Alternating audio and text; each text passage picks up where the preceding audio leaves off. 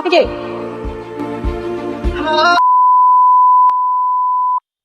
গরিবের ঘরের রাজপুত্র ৩৯ নম্বর পর্বে যারা দেখেছেন তারা এখন অধীর আগ্রহ অপেক্ষা করছেন ৪০ নম্বর পর্বের জন্য, কারণ এবার গল্পে আসছে সবচেয়ে বড় চমক। রাতুলের গোপন ষড়যন্ত্র কি সফল হবে? শালিমা গ্রুপে ঢুকে পড়া নতুন পিএ বিশ্বাসঘাতকতার মুখোশ খুলে দিবে। অনেককে শেষ পর্যন্ত মেঘলার বিশ্বাস ফিরে পাবে, আর মেঘলা হারিয়ে যাওয়া সন্তানের রহস্য কি এবার প্রকাশ পেতে শুরু করবে, নাকি নতুন আরেকটি ভয়ঙ্কর সত্য সবাইকে স্তব্ধ করে দিবে? চলুন আর দেরি না করে জেনে নেওয়া যাক গরিবের ঘরে রাজপুত্র নাটকের ৪০ নম্বর পর্বে রোমাঞ্চকর রিভিউ। মাত্র একটি ফোন কলেই পরিষ্কার হয়ে গেল রাতুলের নতুন পরিকল্পনা সফল হতে শুরু করেছে, কারণ সে যে ফাঁদ এতদিন ধরে তৈরি করেছিল অবশেষে সেটার প্রথম ধাপ সম্পূর্ণ হয়েছে। অন্যদিকে অনিক আবারও মেঘলার কাছে গিয়ে নিজের ভুলের জন্য ক্ষমা চাইলো, কিন্তু মেঘলা এবার এমন কিছু কথা শোনালো যা অনিকের বুকটা আরো ভেঙে দিল। শুধু তাই নয়, নিজের সন্তানকে একবারের জন্য দেখতে না পারার কষ্টে মেঘলা কান্নায় ভেঙে পড়ল। তাহলে কি অনিক কোনোদিন মেঘলার কাছে ক্ষমা পাবে? আর রাতুলের নতুন ষড়যন্ত্র কি এবার শালিমা গ্রুপকে ধ্বংসের দিকে ঠেলে দিবে? আজকের ভিডিওতে আমরা বিস্তারিত জেনে নিব। ভিডিওটির মূল আলোচনায় যাওয়ার আগে আপনারা যারা এখনো আমাদের চ্যানেলটি সাবস্ক্রাইব করেননি তারা অবশ্যই চ্যানেলটি সাবস্ক্রাইব করে পাশে থাকা বেল আইকনটি অন করে রাখবেন, আর ভিডিওটি ভালো লাগলে অবশ্যই একটি লাইক করবেন। চলুন এবার শুরু করা যাক। গল্পের শুরুতেই আমরা দেখতে পাই দীর্ঘদিনের অস্থিরতা আর অনুশোচনা বুকে নিয়ে অনেক আবারও মেঘলার সঙ্গে দেখা করার সিদ্ধান্ত নেয়। সে জানতো এই দেখা হয়তো তার জীবনের সবচেয়ে কঠিন মুহূর্ত হতে চলেছে, তবু শেষবারের মতো নিজের অবস্থান পরিষ্কার করার আশা নিয়ে সে শালিমা অফিসের সামনে এসে দাঁড়ায়। তার চোখে তখন একটাই প্রত্যাশা, হয়তো আজ মেঘলা তার কথা অন্তত মন দিয়ে শুনবে। অফিসের পরিবেশ আগের মতোই ব্যস্ত, সবাই নিজের কাজে মগ্ন, কিন্তু এই ব্যস্ততার মাঝে অনেকের দৃষ্টি আটকে থাকে একটি দরজার দিকে। সেই দরজা ওপারে রয়েছে এমন একজন মানুষ যাকে হারানোর পর থেকে তার পুরো জীবনটাই বদলে গেছে। এক সময় যে সম্পর্ক ছিল ভালোবাসা ভরা, আর সেই সম্পর্কের জায়গায় জমে উঠেছে অভিমান, ভুল বোঝাবুঝি আর অজস্র না বলা কষ্ট। কিছুক্ষণ অপেক্ষা পর মেঘলা তার সামনে আসে। আগের সে আবেগপ্রবণ মেয়েটি এখন আর খুঁজে পাওয়া যায় না। তার চোখে মুখে এখন আত্মবিশ্বাস, ব্যক্তিত্ব আর কঠিন বাস্তবতার ছাপ। মনে হয় জীবনের অসংখ্য আঘাত তাকে ভিতরে থেকে সম্পূর্ণ বদলে দিয়েছে।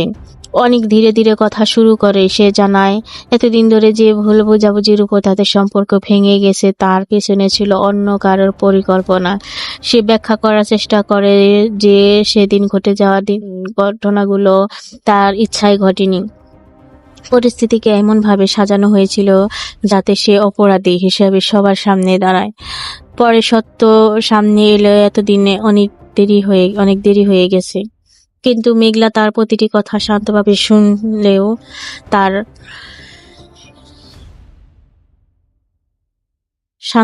শুনলেও তার মুখে অভিব্যক্তিতে কোনো পরিবর্তন দেখা যায় না। সে অনেককে থামিয়ে দিয়ে বলে, কিছু সত্য আছে যেগুলো সময়ের সঙ্গে বদলায় না, আর কিছু ক্ষত আছে যেগুলো কখনো শুকায় না। একজন মা তার সন্তানকে হারানোর যে যন্ত্রণা অনুভব করে, সেই কষ্ট পৃথিবীর কোনো যুক্তি দিয়ে মুছে ফেলা সম্ভব নয়। মেঘলার কণ্ঠে তখন আর রাগের চেয়ে বেশি ছিল ভাঙ্গা বিশ্বাসের ব্যথা। সে স্পষ্ট করে জানিয়ে দেয়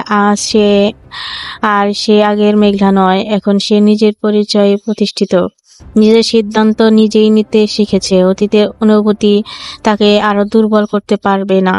তখন সে জানে আবেগ ভেসে গেলেও এবার একাই কষ্টে ফিরে আসবে। অনেক কিছুক্ষণ নীরব থাকে, তারপর ধীরে ধীরে নিজের জীবনের পরিবর্তনের কথা বলতে শুরু করে। সে জানায় একসময়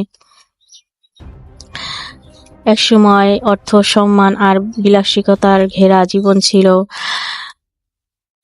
তার, কিন্তু আজ সেই সব কিছুর কোনো মূল্য নেই তার কাছে।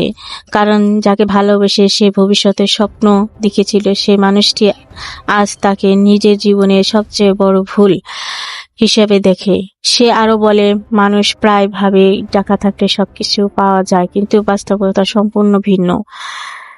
পৃথিবীর সবচেয়ে দামি জিনিস হচ্ছে বিশ্বাস, আর সেই বিশ্বাস ভেঙে গেলে হাজার চেষ্টা করে আগের অবস্থায় ফিরে পাওয়া যায় না।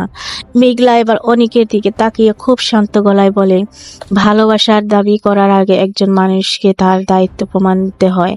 সে সম্পর্ক একদিন নিরাপত্তা দেওয়ার কথা ছিল, সেই সম্পর্কে তার জীবনের সবচেয়ে বড় দুঃস্বপ্ন হয়ে দাঁড়িয়েছে। তাই অতীতের স্মৃতি ফিরিয়ে এনে নতুন কোনো করে আশা দেখানো প্রয়োজন নেই। এই কথাগুলো অনেকের হৃদয়ে যেন ধারালো অস্ত্রের মতো আঘাত করে। তবুও শেষবারের মতো জানিয়ে দেয়, সে কখনো মেঘলার দোষ দেয় না, বরং নিজের ভাগ্যকে দোষ দেয়। কারণ যদি সময়কে একবার পিছিয়ে নেওয়া যেত, তাহলে হয়তো আজকের এই অবস্থা সৃষ্টি হতো না। কিন্তু মেঘলা এবার আরো কঠিন একটি কথা বলে। সে জানায়, মানুষের জীবনে কিছু সিদ্ধান্তের মূল্য সারা জীবন দিতে হয়, আর সেই মূল্য আজ সবার হচ্ছে। শুধু সে একা নয়, তার হারিয়ে যাওয়া সন্তানের জীবনে এই ভুলের কারণে অন্ধকারে হারিয়ে গেছে সন্তানের প্রসঙ্গ ওঠাতে পুরো পরিবেশ ভারী হয়ে যায়। কয়েক সেকেন্ডের জন্য কেউ কোনো কথা বলতে পারে না। অনেকের চোখে স্পষ্ট অনুশোচনা ফুটে ওঠে। সে বুঝতে পারে এই একটি বিষয়ে মেঘলা জীবনের সবচেয়ে ক্ষত। এই ক্ষতকে কোনো ব্যাখ্যা দিয়ে ভরাট করা সম্ভব নয়। তবুও অনিক শেষবারের মতো একটি অনুরোধ জানায়। সে বলে, যদি তাকে সম্পূর্ণ ক্ষমা করা সম্ভব নয় তো নাও হয়, অন্তত তাকে দূর থেকে পাশে থাকার সুযোগ যেন দেওয়া হয়। সে প্রতিদিন নিজের কাজ করবে, কোনো দাবি করবে না, শুধু প্রমাণ করতে চায় যে সে সত্যি বদলে গেছে। মেঘলার কোনো আবেগ না দেখিয়ে জানিয়ে দেয়, তার জীবনে সহানুভূতি, তার শান্তির প্রয়োজন, আর সেই শান্তি ফিরে পেতে হলে তাকে অতীত থেকে সম্পূর্ণ দূরে থাকতে হবে। তাই অনিকের এই অনুরোধও সে গ্রহণ করতে পারবে না। তার এরপর অনিক আর কোনো তর্ক যায় না। সে শুধু একবার মেঘলার দিকে তাকায়। সেই দৃষ্টিতে না ছিল কোনো অভিযোগ, না ছিল কোনো রাগ, ছিল শুধু এমন এক অসহায় মানুষের নীরব আর্তনাদ, যে নিজের ভুলের জন্য প্রতিদিন নতুন করে দিচ্ছে। ধীরে ধীরে সে অফিস থেকে বেরিয়ে আসে। বাইরে তীব্র রোদ, যেন তার ভিতরে শূন্যতায় তুলনায় কিছুই নেই। চারপাশে মানুষজন ব্যস্ত, গাড়ির শব্দ, শহরের কোলাহল, সবকিছু স্বাভাবিক। অথচ তার কাছে পুরো পৃথিবীটাই যেন থেমে গেছে। প্রতিটি পদক্ষেপ সে অনুভূতি করতে থাকে, জীবনের সবচেয়ে বড় যুদ্ধটা আসলে বাইরের মানুষের সঙ্গে নয়, নিজের বিবেকের সঙ্গেই। অনেক ধীরে ধীরে রাস্তার ধীরে হাঁটতে থাকে। তার মাথার উপর প্রখর রোদ, কিন্তু সেই রোদের তাপও যেন তার বুকের ভিতরে জ্বলন্ত কষ্টের কাছে কিছুই না। প্রতিটি পদক্ষেপে তার মনে পড়তে থাকে মেঘলার বলা কথাগুলো। মানুষ যখন প্রিয় কাউকে হারিয়ে ফেলে, তখন সবচেয়ে বেশি কষ্ট হয়। সেই কথাগুলো মনে করে যতগুলো আর কখনো বদলানো যায় না। আর অনেকের অবস্থা ঠিক তেমনি। সে বুঝতে পারছিল মেঘলার চোখে সে এখন শুধু একজন বিশ্বাসঘাতক।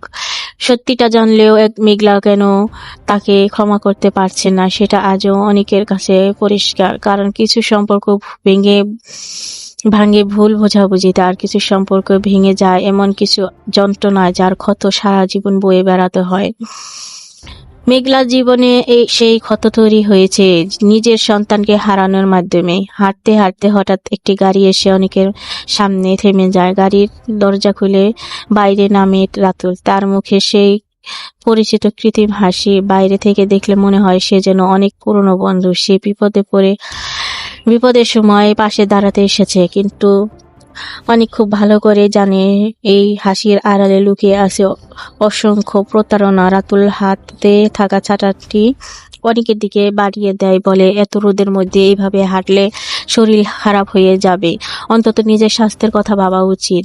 কথাগুলো শুনলে যে কেউ ভাবে সে সত্যি অনেকের ভালো চায়, কিন্তু অনেক জানে এই মানুষটার মুখে প্রতিটি মিষ্টি কথার আড়ালে থাকে কোনো না কোনো হিসেব। অনেক ছাতার দিকে একবার তাকিয়ে মৃদু হেসে ফেলে। সেই হাসির মাধ্যমে আনন্দের চেয়ে তীব্র ব্যক্ত বেশি ছিল। তারপর শান্ত গলায় বলে, বাইরে রোদ থেকে বাঁচার জন্য হয়তো ছাতার দরকার হয়, কিন্তু ভেতরের আগুন নেভানোর কোনো ছাতা নেই। যে আগুন একজন মানুষ নিজের হাত জ্বালিয়ে দেয়, সেই আগুন সারা জীবন জ্বলতেই থাকে। রাতুল বুঝতে পারে অনেক সরাসরি তাকে ইঙ্গিত করে এসব কথা বলছে, তবুও সে নিজের স্বাভাবিকভাবে বজায় রাখার চেষ্টা করে। সে বিষয়টা ঘুরিয়ে অন্য প্রসঙ্গ তোলার চেষ্টা করে, কিন্তু অনেক এবার আর নিজের অনুভূতি লুকিয়ে রাখে না। সে স্পষ্ট জানিয়ে দেয় তার জীবনে যা কিছু ধ্বংস হয়েছে তার পেছনে সবচেয়ে বড় ভূমিকা রাতুলের। যদি সেই সময় সত্যকে লুকিয়ে না রাখা হতো, যদি মানুষের ভুল তথ্য দিয়ে বিভ্রান্তি করা না হতো, তাহলে হয়তো আজ তার সংসার ভাঙতো না। একজন বাবাকে নিজের সন্তানের অস্তিত্ব নিয়ে প্রশ্নের মুখে দাঁড়াতে হতো না। এবার একজন মাকে সারা জীবন বুক ভরা শূন্যতা নিয়ে বাঁচতে হতো না। অনিকের প্রতিটি কথায় জমে থাকা খুবই কষ্ট স্পষ্ট হয়ে উঠেছিল।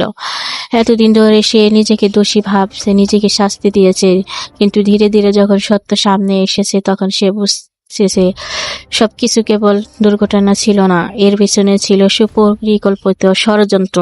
অন্যদিকে রাতুলের মুখে যে তেমন কোনো অনুশোচনার ছাপ দেখা যায় না, বরং সে খুব ঠান্ডা মাথায় বিষয়টাকে অন্যভাবে ব্যাখ্যা করার চেষ্টা করে। তার মতে ব্যবসার জগতে টিকে থাকতে হলে অনেক কঠিন সিদ্ধান্ত নিতে হয়, সেখানে আবেগের কোনো জায়গা নেই। যে আগে সুযোগ নিবে সেই পর্যন্ত সেই জিতবে। এই কথাগুলো শুনে অনেক কয়েক মুহূর্তে চুপ করে থাকে, তারপর ধীরে ধীরে বলে, মানুষ সফল হতে পারে, ধনী হতে পারে, ক্ষমতাবান হতে পারে, কিন্তু যদি সেই সাফল্যের ভিত্তি হয় অন্যের কান্না আর প্রতারণা, তাহলে সেই জয় একদিন নিজের জন্যই অভিশাপ হয়ে ফিরে আসে। রাতুল কিছুক্ষণ নীরব থাকে, তারপর আবারও নিজের দোষগুলো প্রমাণ করার চেষ্টা করে, কিন্তু অনেক এবার আর কোনো তর্কে যেতে চায় না। সে শুধু একটি কথাই বলে, জীবনে শত্রু আঘাত যতটা কষ্ট দেয় তার চেয়ে হাজারো বেশি গুণে কষ্ট দেয় কাছের মানুষ। কারণ শত্রুর কাছ থেকে মানুষ আঘাতের আশা করে, কিন্তু বন্ধুর কাছ থেকে নয়। এই কথাগুলো বলে অনেক সেখান থেকে চলে যায়। রাতুল তার চলে যাওয়া দেখেও তাকে আর থামায় না, কারণ সে জানে এখন অনেক যতই রাগ করুক তার আসল লক্ষ্য অন্য জায়গায়। সে ইতিমধ্যে এমন একটি খেলা শুরু করেছে যার ফলাফল কেউ এখনো বুঝতে পারেনি।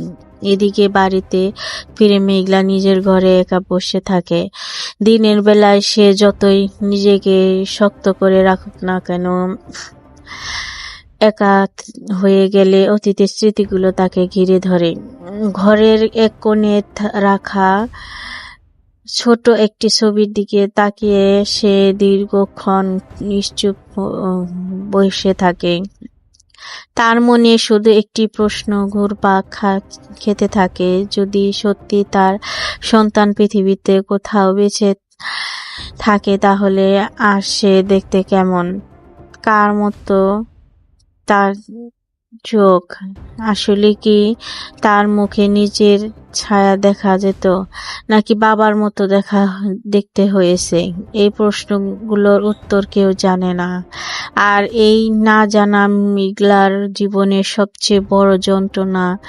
ঠিক তখনই তার মা ঘরে প্রবেশ করেন। মেয়ের চোখে জল দেখে তিনি বুঝে যান আবারও পুরনো কষ্টগুলো ফিরে এসেছে। তিনি মেঘলার পাশে বসে শান্ত করার চেষ্টা করেন, কিন্তু মেঘলা এবার আর নিজের কান্না আটকাতে পারে না। কাঁপা গলায় সে জানতে চায়, তার সন্তান কি কেউ একবারও ভালো করে দেখেছিল? তার মুখটা কেমন ছিল? জন্মের পর কি সে কেঁদেছিল? তাকে কি কেউ একবারের জন্য কোলে নিয়েছিল? মায়ের চোখে ভিজে উঠেন তিনি ধীরে ধীরে বলেন, সে সময় পরিস্থিতি এতটাই ভয়াবহ ছিল যে সবাই শুধু মেঘলা জীবনের বাঁচানোর চেষ্টাতে ব্যস্ত ছিল। শিশুটিকে ভালোভাবে দেখার সুযোগ কারো হয়নি।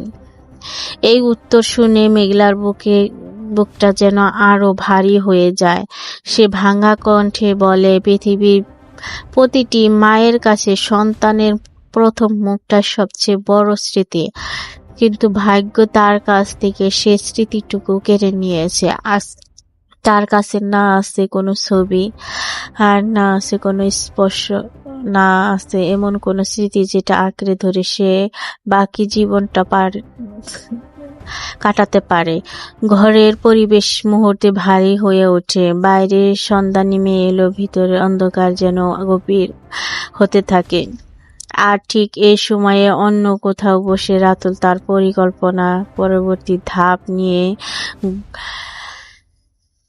এগোতে যেন শুরু করে। সে পরিকল্পনা শুধু শালিমার গ্রুপ নয়, অনেক মানুষের জীবনে আরো বিপদের মুখে ঠেলে দিতে চলেছে। এদিকে মেঘলার কান্না যেন থামার নামই নিচ্ছে না।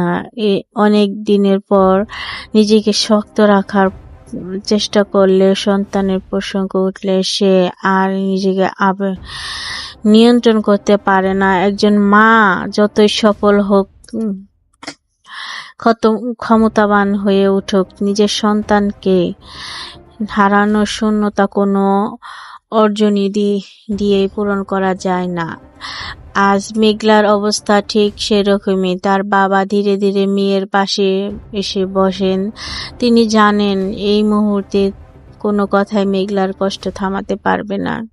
তবুও একজন বাবা হিসেবে তিনি চেষ্টা করেন মেয়েকে মানসিকভাবে শক্ত রাখার। তিনি শান্তভাবে বলেন, অনেক সময় মানুষের জীবনে এমন কিছু ঘটনা ঘটে যার উত্তর সঙ্গে সঙ্গে পাওয়া যায় না, কিন্তু আল্লাহ যদি চান একদিন সব রহস্য সমাধান হবেই। যদি শিশুটি সত্যি কোথাও বেঁচে থাকে, তাহলে নিশ্চয়ই সে এমন মানুষের কাছে বড় হচ্ছে যারা তাকে ভালোবাসা দিয়ে মানুষ করছে।